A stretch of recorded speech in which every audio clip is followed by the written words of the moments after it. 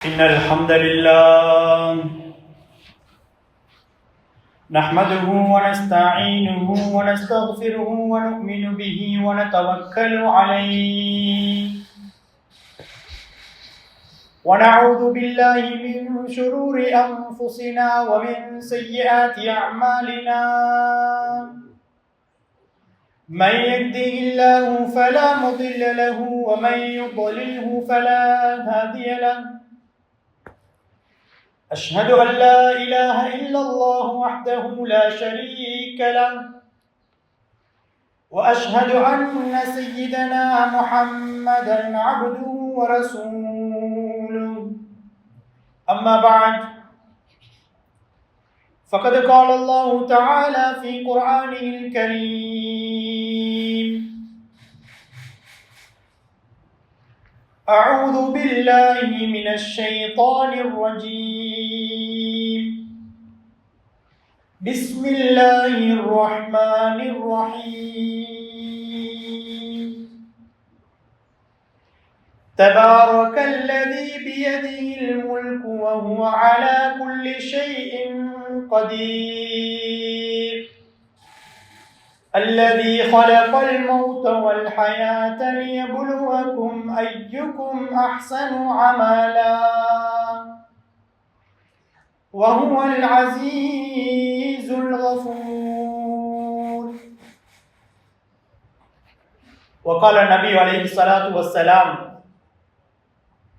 ما أكل أحد طعاما قط خيرا من أن يأكل عن عمل يديه وإن نبي الله داود عليه السلام كان يأكل من عمل يديه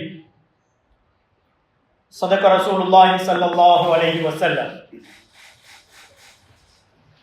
விண்ணையும் மண்ணையும் விண்ணிலே மீன்களையும் மண்ணிலே மனித கோடி ஜீவராசிகளையும் படைத்து பரிபாலிக்கக்கூடிய ஏக வல்லவன் அல்லாஹ் சுப்ஹானஹு வ தஆலாவுக்கே புகழ் அனைத்தும் உண்டாகட்டும்.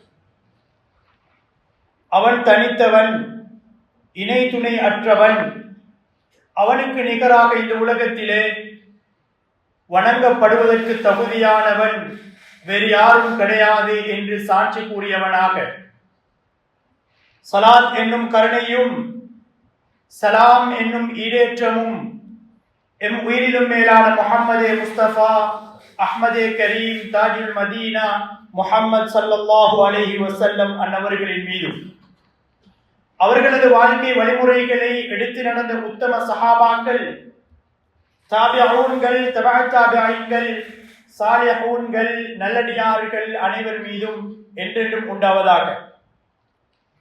புனித ஜும்ஆவுடைய கடமையை நிறைவேற்ற வந்திருக்கும் அல்லாஹ்வின் நல்லடியார்களே, அன்புக்குரிய சகோதரர்களே, இந்த உலகத்திலே வாழக்கூடிய சந்தர்ப்பத்திலே அல்லாஹ் சுப்ஹானஹு வ தஆலா இந்த விடயங்களை எல்லாம் எங்களுடைய வாழ்க்கையிலே எடுத்து நடக்க வேண்டும் என்று எங்களுக்கு ஏவிருக்கின்றானோ அப்படியான விடயங்கள் அனைத்தையும் எங்களுடைய வாழ்க்கையிலே எடுத்து நடந்து கொள்ளும்படியும் மேலும் எவைகளை விட்டும் தவிர்த்து கொள்ள வேண்டும் என்று அல்லாஹு தஆலா எங்களுக்கு தடை கட்டளை விதித்திருக்கின்றானோ அப்படியான விடயங்களை விட்டும் முற்றுமுழுதாக தவிர்த்து கொள்ளும்படி முதலாவது அடியேனுக்கும் அப்பால் உங்கள் அனைவருக்கும் தக்வாவை கொண்டு வசியத்தும் நசீஹத்தும் செய்து கொள்கின்றேன்.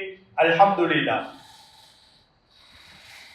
அன்புக்குரிய அல்லாஹ்வின் நல்லடியார்களே, சகோதரர்களே, அல்லாஹு தஆலா எங்களுக்கு துல்காதாவுடைய மாதத்தை அடைந்து கொள்ளக்கூடிய ஒரு பாக்கியத்தை அல்லாஹ் தந்திருக்கின்றார். இந்த துல்காதாவுடைய மாதம் சிறப்பான கண்ணியமான மாதங்களில் உள்ளது என்பதையும் அல் குர்ஆன் எங்களுக்கு சொல்லி காட்டுகின்றது. எங்களுக்கு தெரியும்,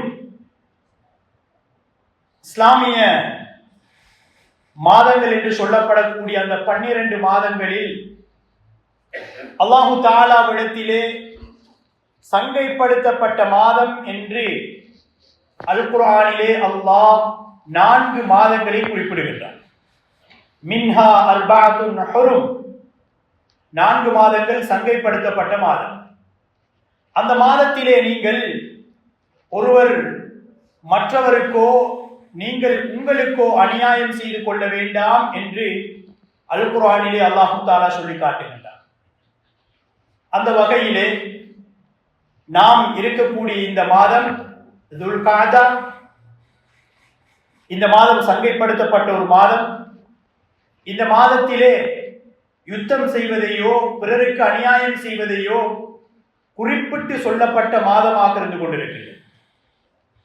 அதே போன்றுதான் நாம் இருக்கக்கூடிய இந்த மாதம் ஹஜ்ஜுடைய கடமையை நிறைவேற்றுவதற்காக யாருக்கெல்லாம் ஹஜ்ஜுடைய கடமை உண்டாகி இருக்கின்றதோ அவர்கள் ஹஜ்ஜுடைய பயண ஏற்பாடுகளை இந்த மாதத்திலே செய்து கொண்டிருக்கின்றார்கள். அன்பு நபி ஸல்லல்லாஹு அலைஹி வஸல்லம் அவர்கள் தனது வாழ்விலே 4 உம்ராக்களை முடித்தார்கள். அந்த 4 உம்ராக்களிலும் 3 உம்ராக்களை இந்த துல்காதாவுடைய மாதத்திலே தான் செய்திருக்கின்றார்கள் என்பதை வரலாற்று ஆசிரியர்கள் எங்களுக்கு சொல்லி காட்டுகின்றார்கள். அவ்வாறேதான் இஸ்லாத்திலே நடைபெற்ற மிக முக்கியமான ஒரு உடன்படிக்கை ஹுதைபியா என்று சொல்லப்படக்கூடிய அந்த உடன்படிக்கை, அதுவும் இந்த மாதத்திலே தான் நடைபெற்றிருக்கின்றது. பைஅத்துர் ரிதுவான் என்று சொல்லப்படக்கூடிய இஸ்லாத்தின் ஆரம்ப கட்டத்திலே நடைபெற்ற அந்த உடன்படிக்கையும் இந்த துல்காதாவுடைய மாதத்திலே தான் நடைபெற்றிருக்கின்றது என்பதை எங்களுக்கு வரலாற்று ஆசிரியர்கள் சொல்லி காட்டுகின்றார்கள். அன்புக்குரியவர்களே, அந்த வகையிலே இந்த மாதம் எங்களுக்கு சிறப்பு மிக்க ஒரு மாதமாக இருக்கின்றது. எனவே இந்த மாதத்திலே நாம் மேற்கொள்ள வேண்டிய இபாதத்துக்கள், எங்களை எதிர்நோக்கி வரக்கூடிய அந்த துல்ஹிஜ்ஜா, அந்த மாதத்தினுடைய ஆரம்ப 10 நாட்கள், வல் ஃபஜ்ர் வலயாலின் அஷ்ர், அதிகாலை பொழுதின் மீது சத்தியமாக, 10 இரவுகளின் மீது சத்தியமாக என்று அல்லாஹ் தஆலா அல் குர்ஆனிலே சத்தியம் செய்து சொல்லக்கூடிய ஒரு மாதம் தான் 10 நாட்கள் தான் துல்ஹிஜ்ஜாவுடைய 10 நாட்களாக இருந்து கொண்டிருக்கிறது. அந்த நாளிலே நிறைவேற்றப்பட வேண்டிய சில முக்கியமான இபாதத்துக்கள் இருக்கின்றன. முஃபஸ்ஸிரூன்களில் சிலர் அந்த 10 நாட்களும் ரமதானுடைய மாதத்திலே வரக்கூடிய அந்த கடைசி 10 நாட்கள் இருக்கின்றதே, அந்த நாட்களுக்கு சமமானது என்று கூட முஃபஸ்ஸிரூன்கள் சொல்லுகின்றார்கள். எனவே நாம் ஒவ்வொருவரும் அந்த 10 நாட்களுக்கு தயாரானவர்களாக, எம்மை தயார்படுத்திக் கொள்ளக்கூடியவர்களாக நாம் மாற வேண்டும் என்ற விடயத்தை உங்களுக்கு நான் ஞாபகம் செய்கின்றேன். அன்புக்குரியவர்களே, அல்லாஹ்வின் நல்லடியார்களே, எங்களுக்கு தெரியும் அல்லாஹ் தஆலா எங்களுக்கு புனித தீனுல் இஸ்லாம் மார்க்கத்தை தந்து எங்களை கண்ணியப்படுத்தி இருக்கின்றார். இந்த மார்க்கம் இது உண்மையான மார்க்கம். எம்முடைய இந்த தீனுல் இஸ்லாம் மார்க்கத்திலே எந்த விடயங்களும் சொல்லப்படாத விடயங்கள் என்று குறிப்பிட்டு சொல்வதற்கு எதுவும் கிடையாது. அனைத்தும் எங்களுக்கு சொல்லி காட்டப்பட்டிருக்கின்றது. அல்யௌம அக்மல்து லகும் தீனகும் வ அத்மம்து அலைக்கும் நிஅமதி வ ரதீது லகுமுல் இஸ்லாம தீனா. அன்பு நபி ஸல்லல்லாஹு அலைஹி வஸல்லம் அவர்கள் ஹஜ்ஜத்துல் வதாவிலே இருக்கக்கூடிய நேரத்திலே தான் இந்த அல் குர்ஆனுடைய வசனம் இறங்குகின்றது. அல்யௌம அக்மல்து லகும் தீனகும், இன்றைய நாள் உங்களுக்கு நாம் மார்க்கத்தை பரிபூரணமாக ஆக்கிவிட்டோம். வ அத்மம்து அலைக்கும் நிஅமதி, என்னுடைய நிஅமத்துக்களை உங்களுக்கு நான் பரிபூரணப்படுத்தி விட்டேன்.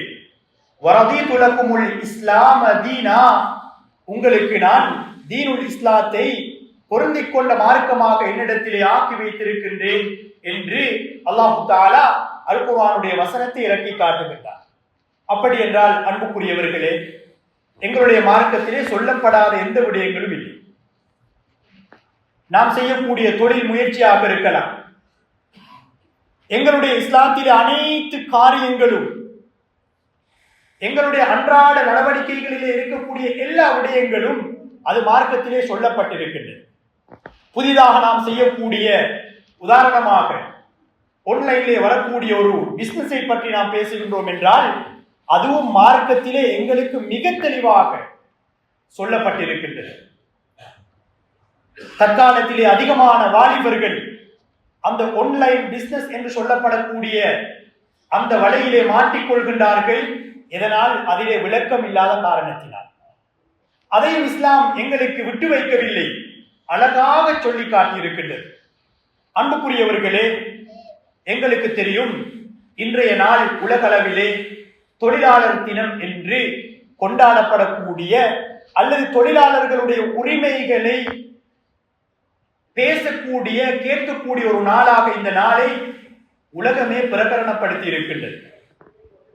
அன்புக்குரியவர்களே, இஸ்லாம் தோன்றிய காலம் முதல் இன்று வரைக்கும் எங்களுக்கு இந்த வழிகாட்டல்களை அல் குர்ஆன், அன்பு நபி அவர்களுடைய வார்த்தைகள் சொல்லிக்கொண்டே இருக்கின்றது. இந்த உலகத்திலே வாழக்கூடிய ஒரு மனிதன் அவன் உயிர் வாழ வேண்டும், தனக்காகவும் தன்னுடைய குடும்பம், பிள்ளைகள், உறவினர்கள் இவர்களுக்காக தான் செலவு செய்ய வேண்டும் என்றால் தனக்கான சம்பாத்தியத்தை அவன் மேற்கொள்ள வேண்டும் என்பதை இஸ்லாம் மிக தெளிவாக சொல்லி காட்டுகிறது. ஒரு மனிதன் வெறுமனே சம்பாதிக்காமல் மக்களிடத்திலே கேட்டு பெற்றுக்கொள்வதை இஸ்லாம் ஒரு நாளும் அதனை புகழ்ந்து சொல்லவில்லை. இஸ்லாம் ஒரு நாளும் அதனை புகழ்ந்து சொல்லவில்லை. பாதை ஓரங்களில் இருந்து, கடை தெருக்களில் இருந்து, மஸ்ஜிதுக்கு முன்னால் இருந்து மக்களிடத்திலே நான் யாசகம் செய்வதை இஸ்லாம் விரும்பவில்லை. ஒரு அடியான் தன்னுடைய தேவைகளுக்காக அவன் முழுமையாக ஒரு தொழிலை செய்து சம்பாத்தியம் செய்து தன்னுடைய வாழ்வை கழிக்க வேண்டும் என்பதைத்தான் இஸ்லாம் புகழ்ந்து சொல்லி இருக்கின்றது. அதை ஒரு கட்டத்திலே கடமையாகவும் ஆக்கியிருக்கின்றது. இஸ்லாத்திலே தொழில் செய்வது, சம்பாத்தியம் செய்வது, அதனை அன்பு நபி ஸல்லல்லாஹு அலைஹி வஸல்லம் அவர்கள் ஒரு ஹதீஸிலே கட்டாயம் என்று கூட சொல்லி இருக்கின்றார்கள். தலபு கஸ்பில் ஹலால், ஒரு அடியான் ஹலாலான சம்பாத்தியத்தை செய்வதை ஃபரீதத்துன் அலா குல்லி முஸ்லிம், ஒவ்வொரு முஸ்லிம்களுக்கும் அது கடமையானது என்பதை இஸ்லாம் மிக தெளிவாக சொல்லி காட்டி இருக்கின்றது. அப்படி என்றால் ஒரு சதகாவாக, ஒரு தான தர்மமாக, அல்லது ஒரு ஹதியாவாக, அல்லது இன்னொருவர் தனக்கு கொடுக்கக்கூடிய அந்த பொருளை பயன்படுத்துவதற்கு முடியும், அது தவறு கிடையாது. ஆனால் தான் ஒரு ஹலாலான ஒரு சம்பாத்தியத்தை செய்வதாக இருந்தால் அதைத்தான் அதன் மூலமாக வரக்கூடிய வருமானத்திலே இஸ்லாம் மிகப்பெரிய பரக்கத்தை ஏற்படுத்தி இருக்கின்றது என்பது எங்களுக்கு அல் குர்ஆன் சுன்னா சொல்லி காட்டுகின்றது. எந்த அளவுக்கு ஒரு அடியான் தன்னுடைய குடும்பத்துக்காக ஒரு சம்பாத்தியத்தை செய்கின்றானோ, ஒருவர் சம்பாதிக்க செல்கின்றாரோ, அப்படியான அந்த சம்பாத்தியத்துடைய பயணத்தையும் இஸ்லாத்துடைய யுத்தத்திலே கலந்து கொள்ளக்கூடிய அந்த ஜிஹாதுடைய பயணத்தையும் சமமாக அல் குர்ஆனிலே அல்லாஹ் தஆலா பேசுகின்றார். ஒரு கூட்டம் என்ன செய்வார்கள்? யத்ரிபூன ஃபில் அர்த் யப்தகூன மின் ஃபத்லில்லாஹ், அவர்கள் பூமியிலே சென்று பிரயாணம் செய்து அல்லாஹ்வுடைய அந்த ஃபத்லை, அருட்கொடைகளை, அவனுடைய அந்த சொத்து செல்வங்களில் இருந்து அடியான் தேடி செல்கின்றானாக இருந்தால் அது இருக்கின்றதே, அதுவும் வஆகரூன யுகாத்திலூன ஃபீ சபீலில்லாஹ், இன்னொரு கூட்டத்தார்கள் இருக்கின்றார்கள். அவர்கள் எப்படியானவர்கள் என்றால் அல்லாஹ்வுடைய பாதையிலே அவர்கள் போர் செய்கின்றார்கள். இஸ்லாத்திலே மிக முக்கியமான ஒரு இபாதத் இது இரண்டையும், வியாபாரம் செய்வதையும், ஹலாலான சம்பாத்தியத்திலே ஈடுபடுவதையும், ஜிஹாதிலே ஈடுபடுவதையும் ஒன்றாக அல் குர்ஆன் பேசுகின்றது. ரெண்டுடைய கூலியும் ஒரே மாதிரியான கூலியாக முஃபஸ்ஸிரூன்கள் என்ன செய்கின்றார்கள்? இதற்கு விளக்கம் எழுதுகின்றார்கள். அன்புக்குரிய இஸ்லாமிய சகோதரர்களே, பெரியவர்களே, எனவே நாம் ஒவ்வொருவரும் அல்லாஹு தஆலா எங்களுக்கு பரிபூரணமான அந்த உடம்பையும் ஆரோக்கியத்தையும் எங்களுக்கு தந்திருக்கின்றானா, நாம் ஒவ்வொருவரும் சம்பாதிக்கக்கூடியவர்களாக மாற வேண்டும். தங்களுடைய கரங்களினால் சம்பாதித்து தன்னுடைய குடும்பத்துக்கு கொடுக்கக்கூடிய அந்த உணவு இருக்கின்றதே, அல்லது அவர்களுடைய செலவுக்கு கொடுக்கக்கூடிய அந்த சம்பாத்தியம் இருக்கின்றதே, அது மிக முக்கியமாக இஸ்லாம் புகழ்ந்து சொல்லி காட்டுகின்றது.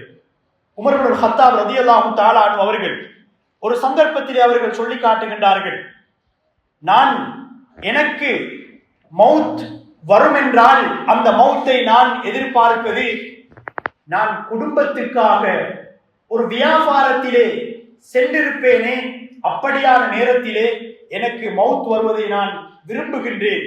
ஒன்று எனக்கு அல்லாஹ்வுடைய பாதையிலே அந்த மௌத் வர வேண்டும், அல்லது நான் குடும்பத்துக்காக சம்பாதிக்க போயிருக்கக்கூடிய அந்த வியாபார துறையிலே, வியாபாரத்திலே, அந்த பயணத்திலே மௌத் வருவதை அவர்கள் ஆதரவு வைத்திருக்கின்றார்கள் என்பதை அவர்களுடைய கருத்துங்களுக்கு சொல்லி காட்டுகின்றது.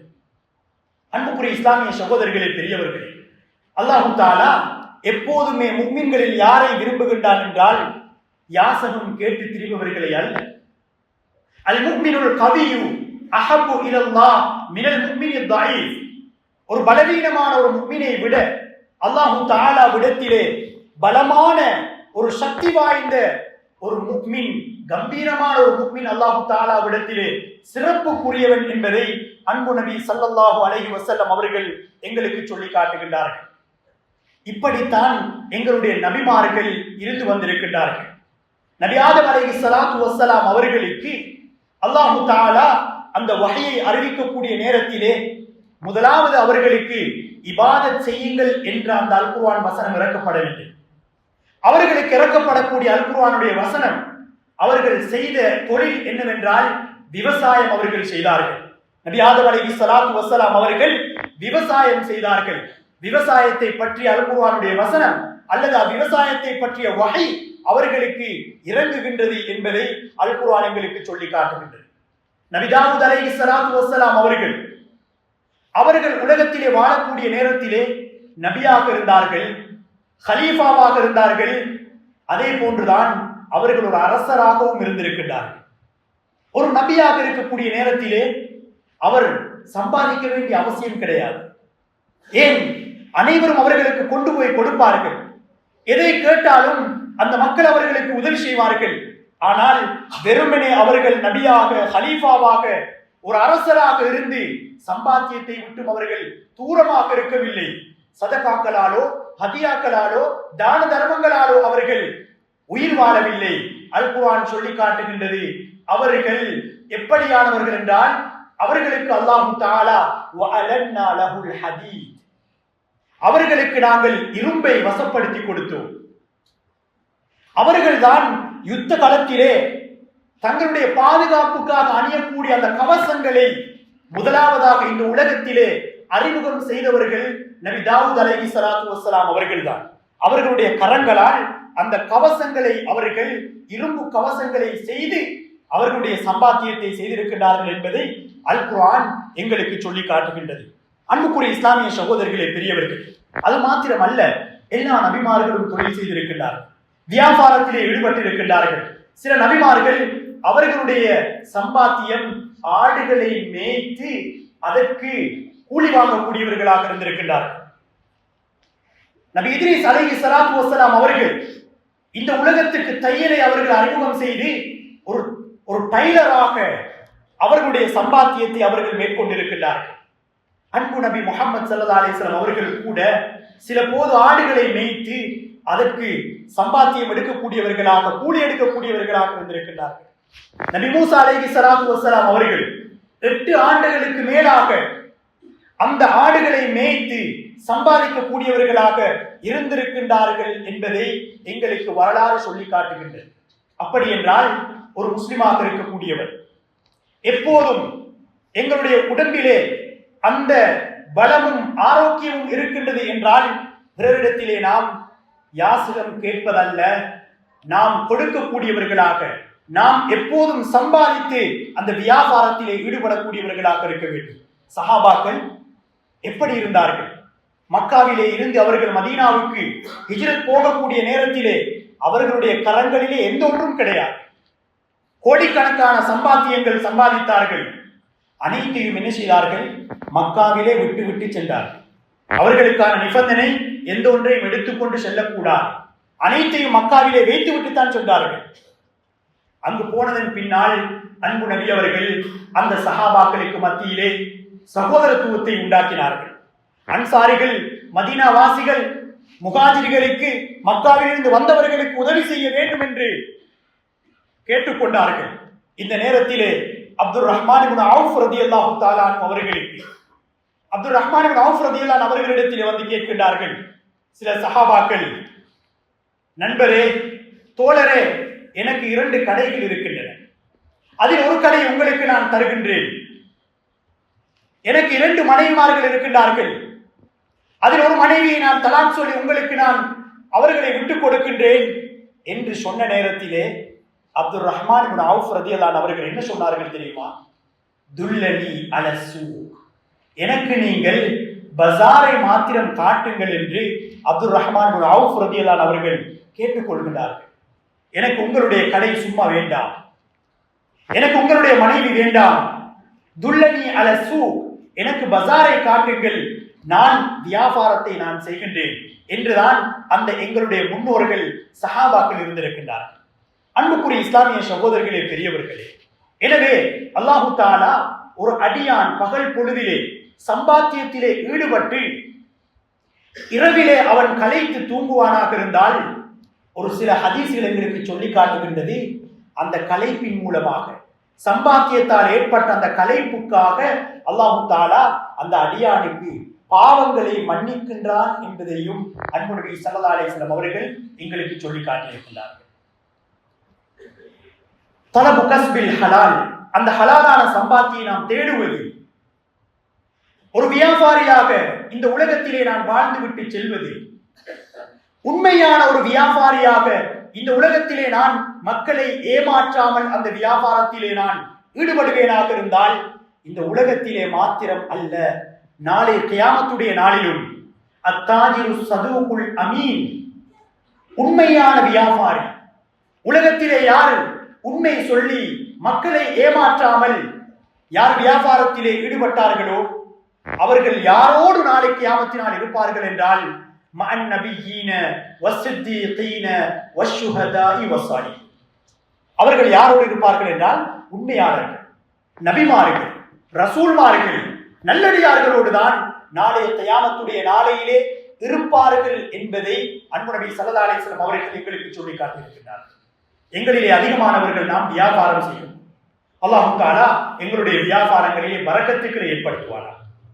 அதே நேரத்திலே நாம் வியாபாரம் செய்யக்கூடிய நேரத்திலே எங்களோடு பலர் எங்களுக்காக வேலை செய்யக்கூடியவர்கள் எங்களுடைய அந்த தொழில் செய்யக்கூடிய இடங்களிலே இருப்பார்கள்.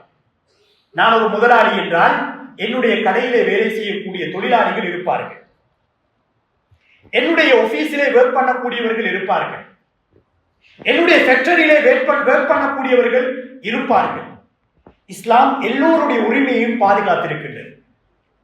தொழிலாளி முதலாளி என்ற வித்தியாசம் அவர்களுடைய வருமானத்தில் இருந்தாலும் ஒவ்வொருவருடைய உரிமைகளை பற்றியும் இஸ்லாம் எங்களுக்கு மிக தெளிவாக சொல்லி காட்டியிருக்கிறது.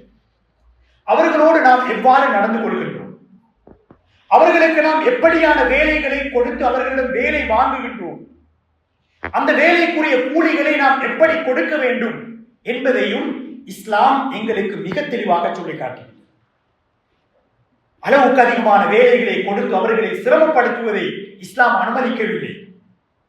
ஒரு தடவை ஒரு சஹாபி பார்க்கின்றார், அபூதர் ரலியல்லாஹு தஆலா அவர்கள் அவர்களோடு அவர்களுடைய ஒரு அடிமை, அவர்களுக்கு வேலை செய்யக்கூடியவர், 2 பேரும் ஒரே மாதிரி ஆடை அணிந்திருக்கின்றார். ஒரே மாதிரி ஆடை. ஹதீஸிலே வருகின்றது, ஹுல்லத்தன், ஒரு போர்வை, அந்த போர்வையை தான் அதே போர்வையை அபூதர் ரலியல்லாஹு அவர்களும் அணிந்திருக்கின்றார்கள். அவர்களோடு இருக்கக்கூடிய அந்த அடிமையும் அதே போன்ற ஒரு போர்வையை அணிந்திருக்கின்றார்கள். இதை கேட்கின்றார்கள், என்ன ஒரே மாதிரியாக இருவரும் அணிந்திருக்கின்றீர்கள் என்று ஒருவர் கேட்ட நேரத்திலே அவர்கள் சொன்னார்கள், ஒரு தடவை நான் அன்பு நபி ஸல்லல்லாஹு அலைஹி வஸல்லம் அவர்களுக்கு முன்னால் என்னிடத்திலே வேலை செய்யக்கூடிய என்னுடைய அந்த வேலைக்காரரை அல்லது அடிமையை ஒரு தவறு செய்ததற்காக நான் அவருக்கு ஏசினேன். இதை பார்த்த ஸல்லல்லாஹு அலைஹி வஸல்லம் அவர்கள் எனக்கு சொல்லி தந்தார்கள், உங்களிடத்திலே வேலை செய்யக்கூடிய அந்த வேலைக்காரர் அல்லது அந்த அடிமை இருக்கின்றாரே, அவர் உன்னுடைய சகோதரர், உன்னை போன்றவர், உன்னுடைய சகோதரர், உன்னுடைய குடும்பத்தாரை போன்றவர். நீங்கள் எதனை சாப்பிடுகின்றீர்களோ அதை அவர்களுக்கு நீங்கள் சாப்பிட கொடுங்கள். எதனை நீங்கள் உடுத்துகின்றீர்களோ, ஆடையாக அணிகின்றீர்களோ, அதை நீங்கள் அவர்களுக்கும் ஆடையாக அணிவியுங்கள் என்று ஸல்லல்லாஹு அலைஹி வஸல்லம் அவர்கள் எனக்கு உபதேசம் செய்தார்கள். அன்றைய தினத்திலிருந்து நான் என்னுடைய அடிமைகளுக்கு, என்னுடன் வேலை செய்யக்கூடியவர்களுக்கு இப்படித்தான் நான் பார்க்கின்றேன் என்பதை அபூதர் ரலியல்லாஹு தஆலா அன்ஹு அவர்கள் சொல்லி காட்டுகின்றார்கள். அன்புக்குரிய அல்லாஹ்வின் நல்லடியார்களே, நாம் எமக்கு கீழால் வேலை செய்யக்கூடிய அந்த தொழிலாளிகள் அல்லது வேலை பார்க்கக்கூடியவர்களோடு எப்படி நாம் நடந்து கொள்கின்றோம் என்பதை ஒரு கணம் நாம் சிந்திக்க கடமைப்பட்டிருக்கின்றோம். அன்பு நபி ஸல்லல்லாஹு அலைஹி வஸல்லம் அவர்களிடத்திலே அனஸ் இப்னு மாலிக் ரலியல்லாஹு தஆலா அன்ஹு அவர்கள் பணிபுரிகின்றார்கள். பணத்துக்காக அல்ல, கூலிக்காக அல்ல. அவர்கள் அன்பு நபி அவர்களுடைய பணியிலே ஈடுபடுகின்றார்கள். ஒரு நாள் 2 நாள் அல்ல, அவர்கள் ஈடுபட்டார்கள் 10 வருடம். சொல்கின்றார்கள், ஹதம்து நபிய ஸல்லல்லாஹு அலைஹி வஸல்லம் 10 சினீன். நான் நபி ஸல்லல்லாஹு அலைஹி வஸல்லம் அவர்களிடத்திலே 10 வருடங்கள் பணிபுரிந்திருக்கின்றேன். 2 வார்த்தைகளில் விளங்கப்படுத்துகின்றார்கள். ஒரு நாளும் ஸல்லல்லாஹு அலைஹி வஸல்லம் அவர்கள் எனக்கு ஏசியது கிடையாது. ஒரு காரியத்தை செய்தால் எதற்காக செய்தாய் என்று கூட என்னிடத்திலே கேட்டது கிடையாது.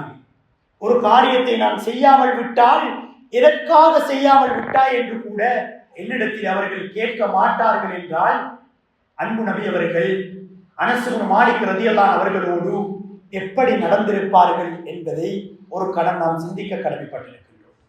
அன்புக்குரிய இஸ்லாமிய சகோதரர்களே, பெரியவர்களே, அன்பு நபி ஸல்லல்லாஹு அலைஹி வஸல்லம் அவர்கள் எப்போதும் சொல்லக்கூடியவர்களாக இருப்பார்கள். உங்களிடத்திலே ஒருவர் வேலை செய்துவிட்டால் அவருடைய அந்த கூலியை, அவருடைய வியர்வை காய்வதற்கு முன்னால் கொடுத்து விடுங்கள் என்று ஸல்லல்லாஹு அலைஹி வஸல்லம் சொல்வார்கள். இப்படியான இந்த ஒவ்வொரு விடயத்தையும் என்னுடைய வாழ்க்கையிலே நான் பார்க்க வேண்டும். எனக்கு கீழால் வேலை செய்யக்கூடியவர்கள் இருக்கின்றார்களா? அவர்களுக்கான அந்த கொடுப்பனவை சரியான முறையிலே நான் கொடுக்கின்றேனா? என்னுடைய வார்த்தை பிரயோகம் சரியாக இருக்கின்றதா? என்னுடைய பார்வை, என்னுடைய பாடி லாங்குவேஜ் அவரோடு எப்படி இருக்கின்றது என்பதை ஒவ்வொருவரும் நாம் சிந்திக்க கடமைப்பட்டிருக்கின்றோம். அல்லாஹ் தஆலா எங்களுக்கு அந்த உரிமைகளையும் கடமைகளையும் மிக தெளிவாக அல் குர்ஆனிலும் அன்பு நபி ஸல்லல்லாஹு அலைஹி வஸல்லம் அவர்களுடைய ஹதீஸிலும் சொல்லி காட்டியிருக்கின்றார்கள். எனவே அப்படியான இஸ்லாம் கூறக்கூடிய அந்த மகத்துவமான புனிதமிக்க அந்த உரிமைகளையும் கடமைகளையும் நிறைவேற்றக்கூடிய பாக்கியத்தை அல்லாஹ் தஆலா நம் அனைவருக்கும் தந்தருள்வானாக. யா அல்லாஹ் எங்களுடைய பாவங்கள் அனைத்தையும் மன்னித்திடுவாயாக. யா அல்லாஹ் எங்களுடைய பெற்றோர்களுடைய பாவங்கள் அனைத்தையும் மன்னித்திடுவாயாக. யா அல்லாஹ் எம்மில் ஒருவர் மற்றொருவரை மதித்து வாழக்கூடிய கூட்டத்திலே சேர்த்தருள்வாயாக. யா அல்லாஹ் எம் அனைவருக்கும் ஹஜ்ஜுடைய பாக்கியத்தை தந்தருள்வாயாக. ஹஜ்ஜுடைய காலத்திலே கடமையானவர்கள் ஹஜ்ஜுடைய கடமையை நிறைவேற்றுவதற்காக செல்கின்றார்கள். அவர்களுடைய பாதையிலும் அவர்களுடைய பிரயாணத்திலும் எல்லா நிலைகளிலும் அவர்களுக்கு நீ பாதுகாப்பை கொடுத்துடுவாயாக. பரிபூரணமாக ஹஜ் செய்து நாட்டுக்கு திரும்பக்கூடியவர்களாக ஆக்கிடுவாயாக. எங்களுடைய பாவங்களை மன்னித்து மௌத்துடைய சந்தர்ப்பத்திலே அந்த சக்ராத்தை விலகுபடுத்திடுவாயாக. வஆஹிரு தஅவானா அனில் ஹம்துலில்லாஹி ரப்பில் ஆலமீன்.